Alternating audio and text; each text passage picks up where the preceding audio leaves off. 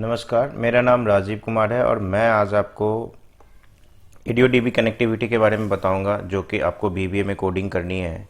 और इसमें बेसिकली हम क्या कर रहे हैं कि एमएस एक्सेस से आपको एक कनेक्टिविटी करके बताएंगे और उसमें जो डेटा है हमारा, उस डेटा को हम आपको एक्सेल सीट में पेस्ट करके बताएंगे।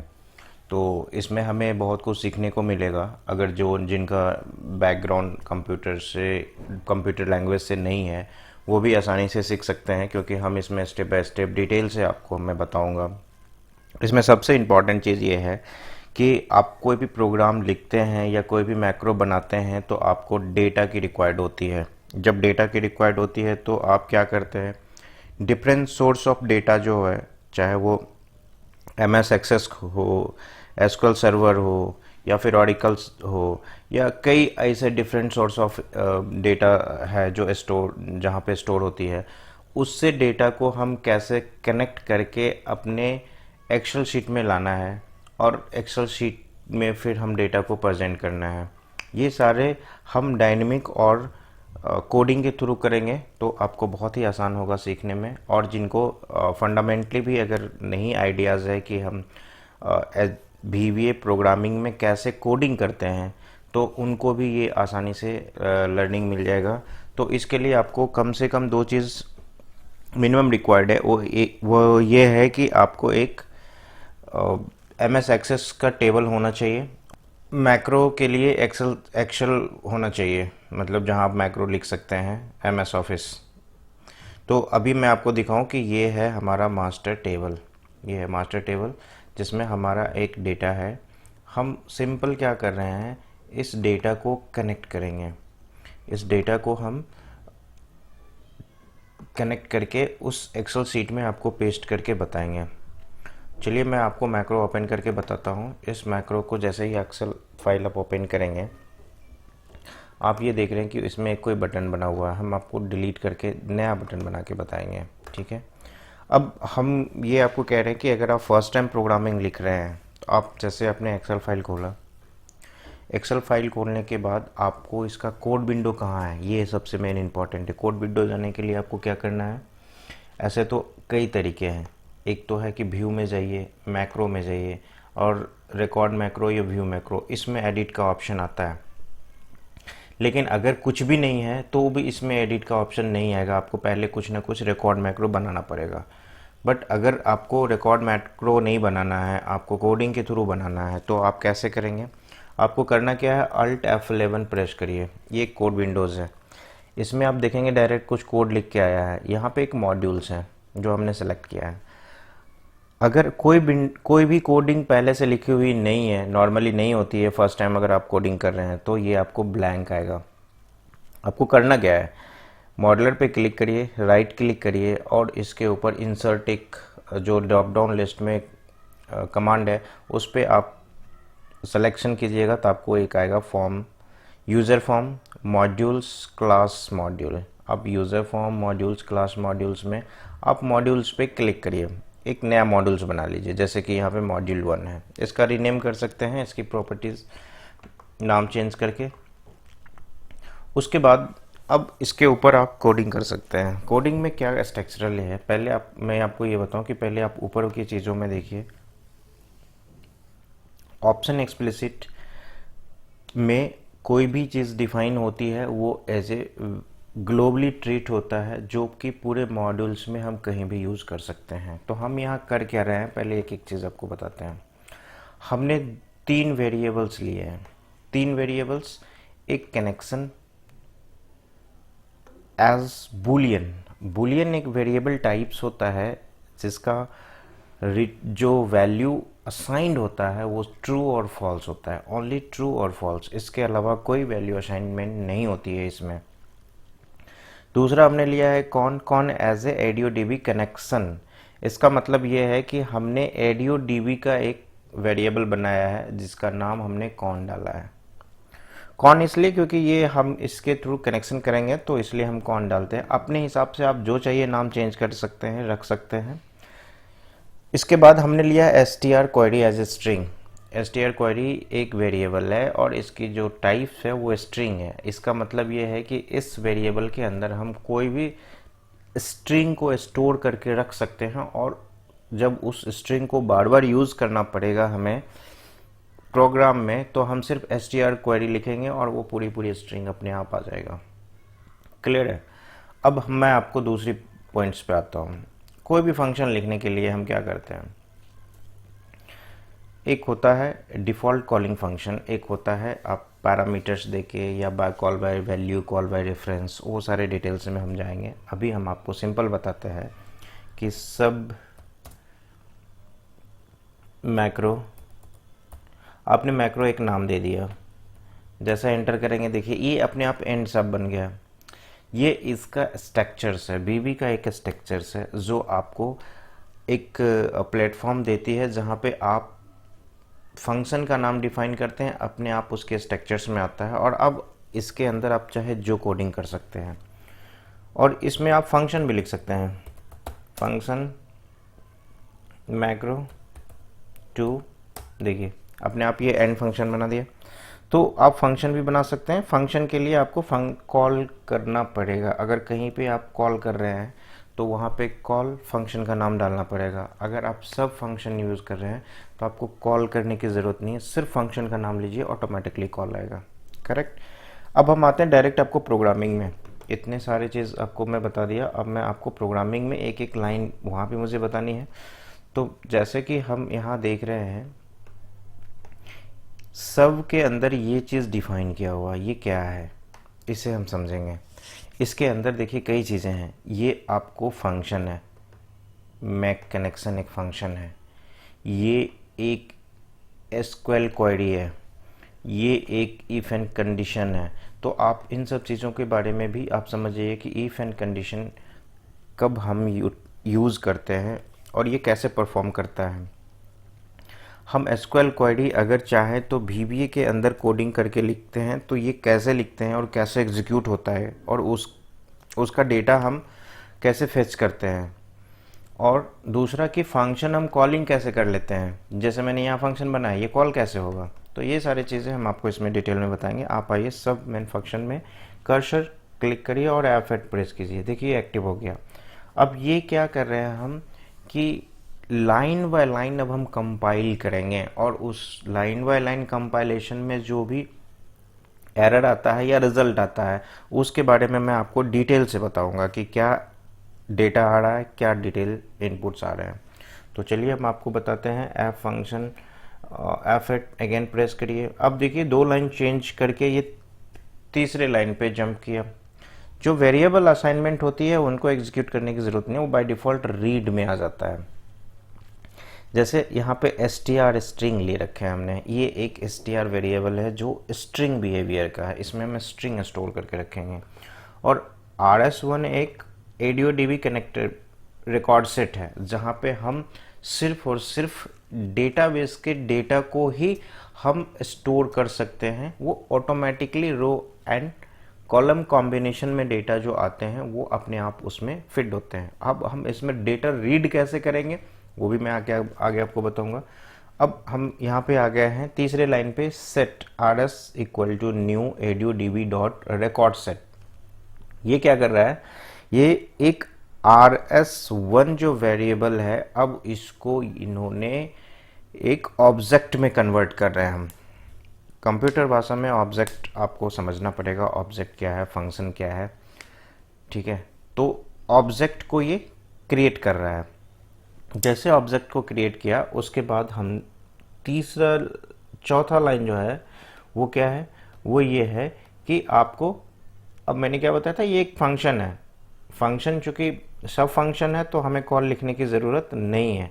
अगर यही फंक्शन के साथ डिफाइन होता तो हम यहाँ पे कॉल लिखते हैं, ठीक है, लेकिन हमें यहाँ लिखने की ज़रूरत नहीं है।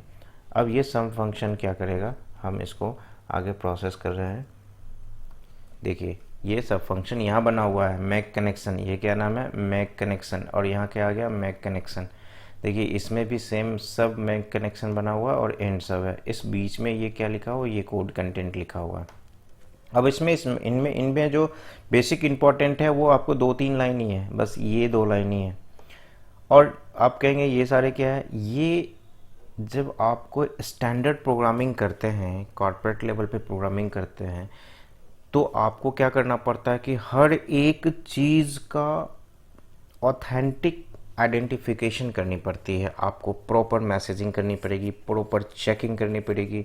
तो यहाँ पे एरर चेकिंग का एक प्रोग्रामिंग, एक कोड लिखा हुआ है जो ये सुनिश्चित करेगा आपको इस प्रोग्राम में कि ये कनेक्शन जब हो रहा है तो इस कनेक्शन में किसी तरह का अगर मान लीजिए फेल्योर हो जाता है, कनेक्शन होने में कोई एरर आ जाता है, मान लीजिए इसके सिंटैक्स में, या फिर कोई डिफरेंट काइंड ऑफ एरर है जो हमें दिख नहीं रहा है, बट वो कनेक्शन जैसे ही टेबल से करने जा रहा है, टेबल के साथ कुछ ऐसा एडब्लॉक लगा हुआ है, तो ये सारे चीज़ को आपको एरर के थ्रू थ्रो करेगा और आपको एग्जैक्ट मैसेज देगा, सो डैट कि आपको पता चले कि एरर क्या है। एक डेवलपर को एग्जैक्टली अगर पता चल जाए एरर क्या है तो वो बहुत ही आसानी से उस एरर को रिजॉल्व कर देगा। बट अगर उसको पता ही नहीं है एरर क्या है और वो बार बार कनेक्शन हो रहा है, कनेक्शन फेल हो जा रहा है, तो उसे समझ में नहीं आता। इसलिए ये एरर का पार्ट को लगाया जाता है, एरर की थ्रो करने के लिए, एरर मैसेज को डिस्प्ले करने के लिए ये डाला जाता है। आप ऑब्जेक्ट ओरिएंटेड वाले प्रोग्राम में पढ़ेंगे तो उसमें बजाबता ट्राई थ्रो कैच का एक कॉन्सेप्ट है, जहाँ पे प्रोग्राम के अंदर हम ट्राई करवाते हैं, उस ट्राई में अगर कुछ है फिर कैच करवाते हैं, और अगर कुछ एरर है तो थ्रो होता है। तो ये सारी चीज़ें वो ऑब्जेक्ट ओरिएंटेड प्रोग्रामिंग में होती है। यहाँ पे आपको उसकी ज़रूरत नहीं है, फिर भी अगर आप बड़े ऑर्गेनाइजेशन में काम कर रहे हैं तो आपको इन चीज़ों को ध्यान देना होगा। अदरवाइज हम आते हैं मेन ऑब्जेक्टिव पे, वो ये है कि हमें सेट और कॉन ओपन, ये दो मेन इंपॉर्टेंट हैं।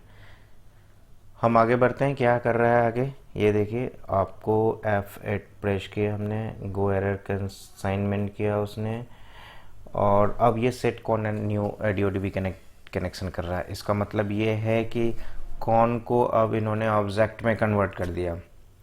जो कॉन हमने आप ऑप्शन एक्सप्लिसिट में वेरिएबल बनाया था AudioDB का, वो यहाँ पे इन्होंने न्यू करके, न्यू एक रिजर्व की वर्ड होता है और AudioDB डॉट कनेक्शन ये एक उसका प्री डिफाइंड सिंटेक्स है इक्वल टू साइन के साथ, और जो आपका ऑलरेडी वेरिएबल है अभी ऑटोमेटिकली कन्वर्ट हो गया एक ऑब्जेक्ट में।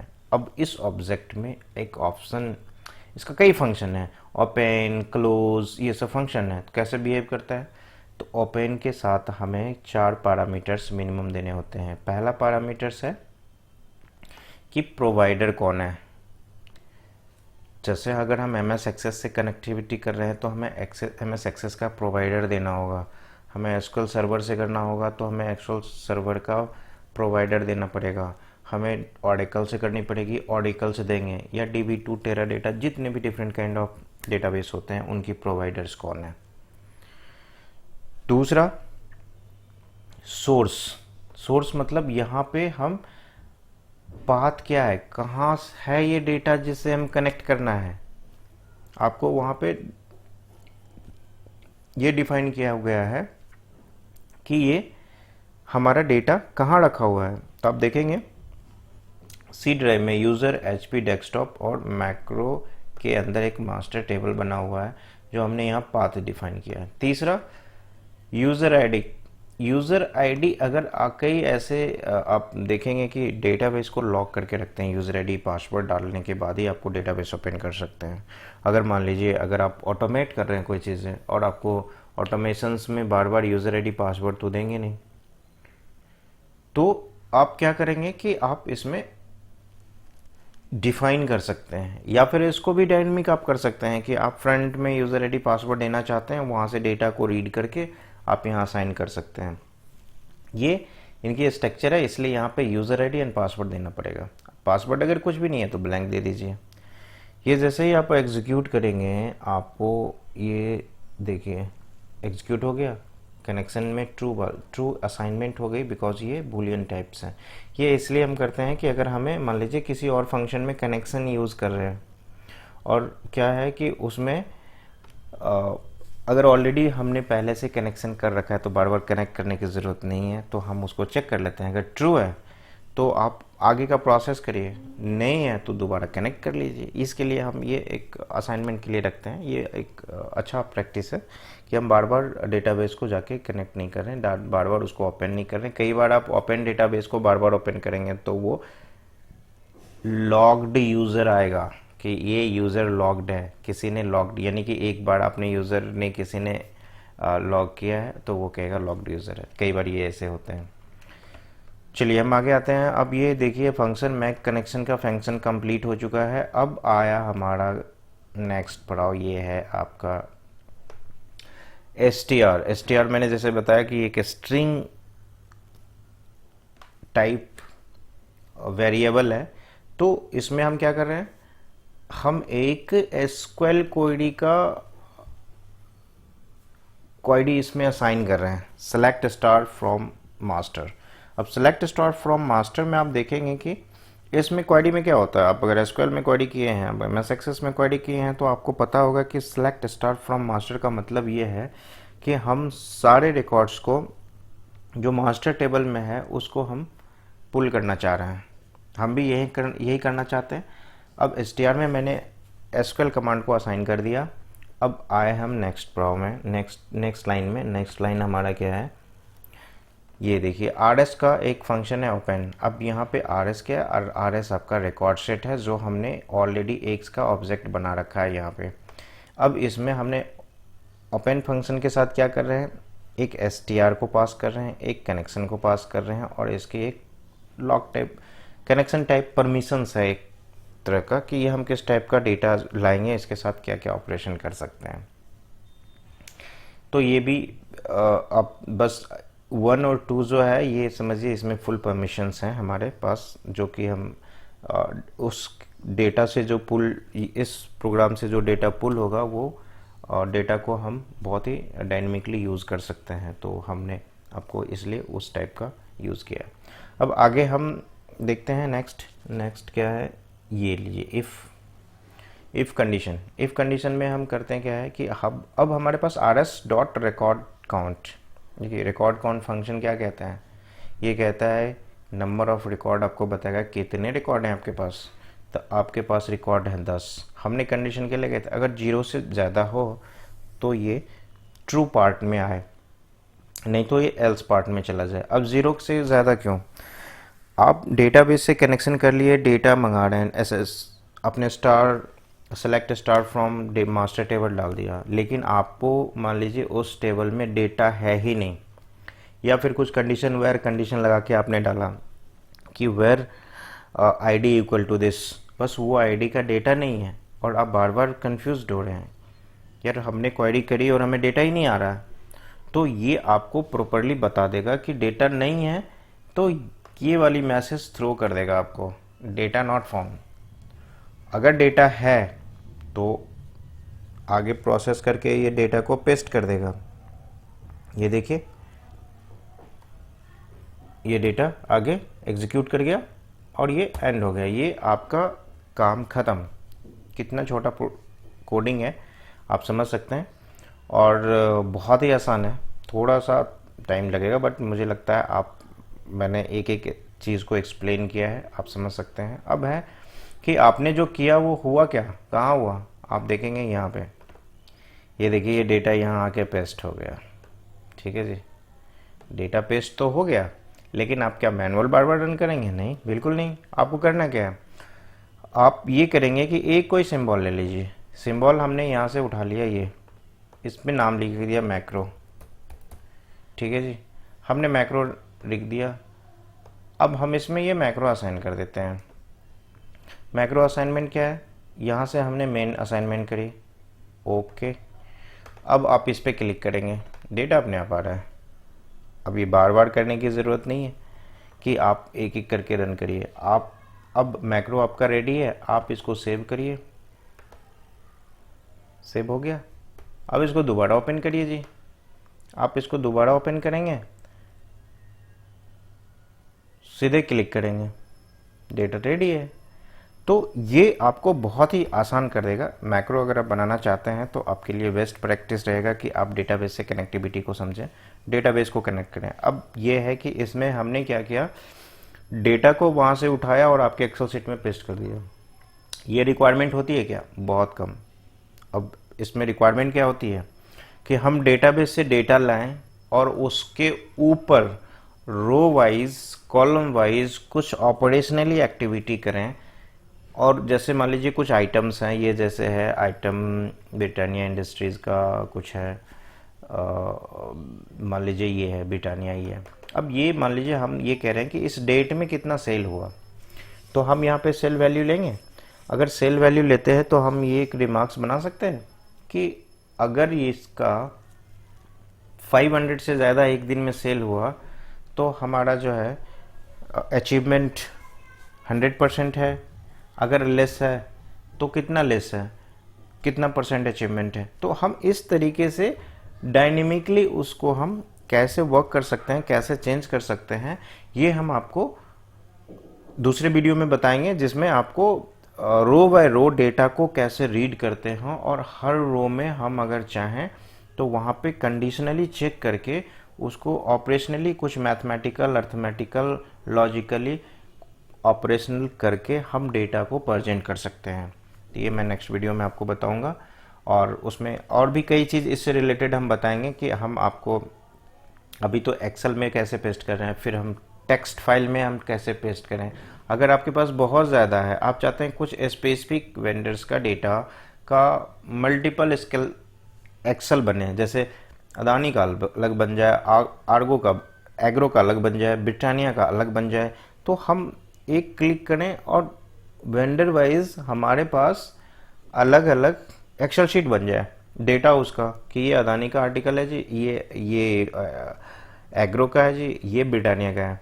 तो ये आपको ये सारे चीज़ आपको प्रैक्टिकली, अगर आप किसी कंपनी में काम कर रहे हैं तो आपको वहाँ भी करना पड़ता है। इसलिए हम डायरेक्ट आपको वो चीज़ बता रहे हैं जो आपको डायरेक्ट काम आ जाए और बहुत ही आसानी से आपको हम समझा रहे हैं। तो आप मेरा चैनल सब्सक्राइब कर लीजिए ताकि आपको अपडेट आता रहे। ठीक है, थैंक यू सो मच।